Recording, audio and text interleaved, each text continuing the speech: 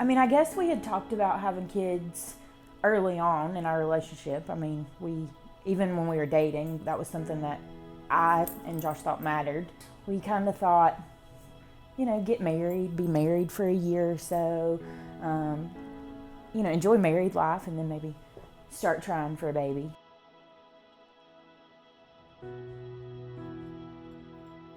So we tried for what?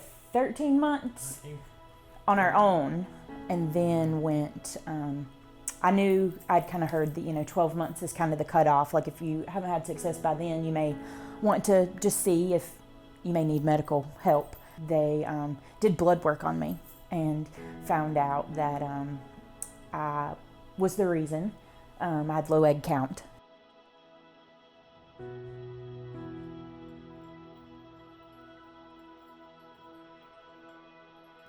It's hard for me to see her wanting a child, and it really bothers me now, but knowing that she could potentially never have a child, thinking that I know she wants one and there's nothing I can do.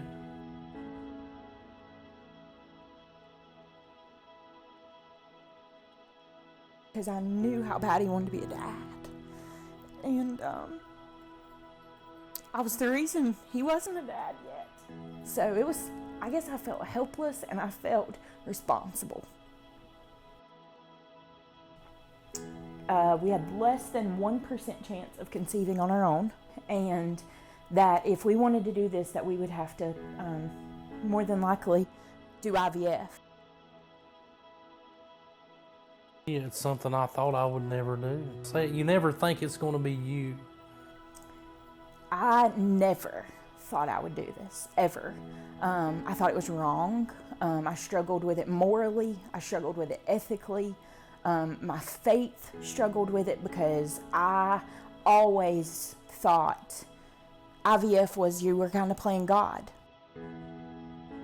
Ultimately, if we're supposed to have a baby, if this is supposed to work, doesn't matter how many medicines are put in your system, doesn't matter what they do to you. If you're meant to have a baby, it's ultimately up to the good Lord. Absolutely. And so after he said that, it was like it clicked. It was like, I'm okay with this, because I was not to begin with.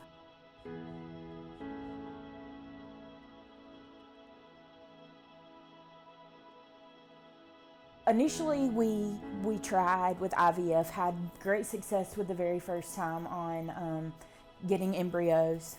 So the first round we had a genetically healthy, and they asked us, is there any chance we would want more than one child? In a perfect world, we would have 2. Perfect world.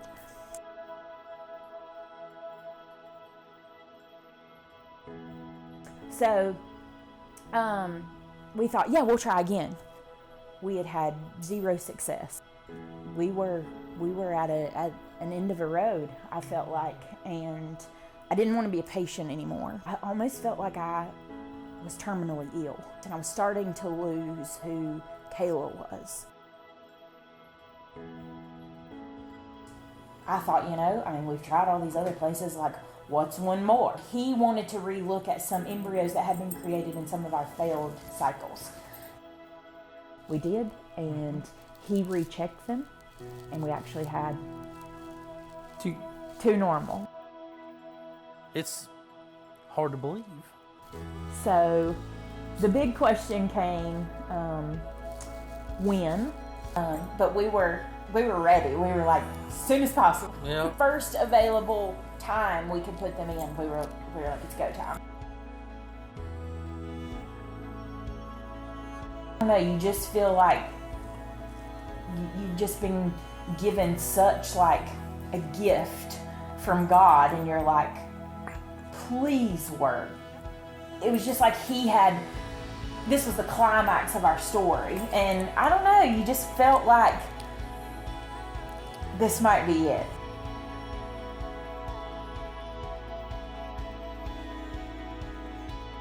Let's just go big or go home. So we were like, let's just put both in.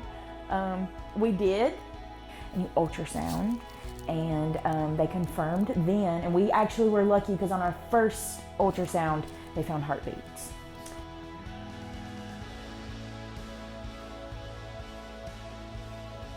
We went for that first ultrasound. The lady looked at me and she was like, "Did you transfer too?" And I said, "Yeah." She said, "Good, because there's two." I think she didn't know if we had just put one in or what. But anyways, we got twins. We got two.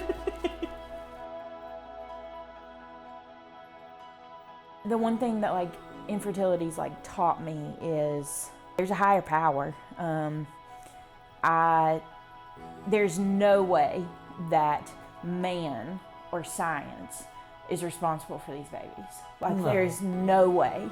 And how honored am I to like be their mom? Just no matter what you're going through, no matter what this life throws at you on an unexpected Tuesday, just don't give up, you know? Because if the Lord wants something to happen, He'll make a way.